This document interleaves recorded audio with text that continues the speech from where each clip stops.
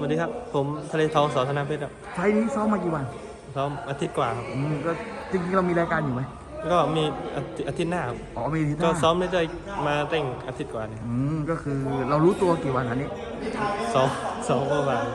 วานก่อนอ๋อเมื่อวานเพิ่งโทรไปบอกครับคือรู้ตัววันเลยครับก็เลย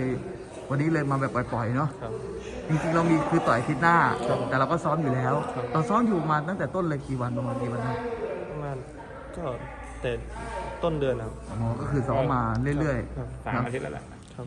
ก็ซ้อมอยู่ที่ค่าย สอธนาเพชรครับ ก็อยู่ที่บุรีรัม บุรีรัมย์ ย์ ครับ อยู่ที่นี่ใช่ไหม ครับ มีใครเป็นผู้ป้าผู้ซ้อมบ้างที่ ก็ นั่น มีน้องครับน้องแต่ตัวใหญ่ ก็คือพวกในค่ายช่วยกัน ครับ ตอนนี้เราอายุเท่าไหร่ละ อายุ26 เราสูงเท่าไหร่ 185ครับ น้ำหนักปล่อยๆมาเท่าไหร่เนี่ย 70 กว่า 70 กว่านะเพราะวันนี้เวทปล่อย ครับ ๆเพราะเรามาแทนทั้งคู่ ครับ ก็เลยไม่มีปัญหาอะไรเนาะ ครับ ยังก่อนปิดโควิดนี่เราต่อยไว้ที่ รังสิตครับ วันนั้นต่อยทางสิทธิ์มา วันนั้นเจอใคร ไปกับคุณศึก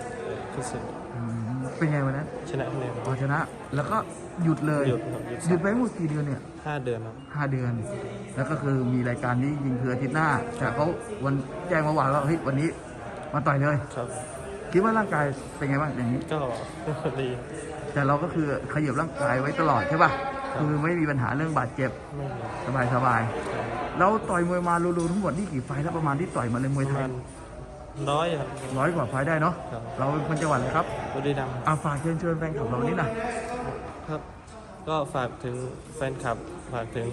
ชาวบุรีรัมย์ครับช่วยเชียร์ช่วยเป็นกำลังใจครับเต็มที่ครับวัน เต็ นี้ มที่แน่นอนนะ ครับ วันนี้ต่อยในบ้านด้วย ครับผม โอ ไม่ทำ เค ให้ผิดหวังครับ โอเคขอบคุณครับครับผม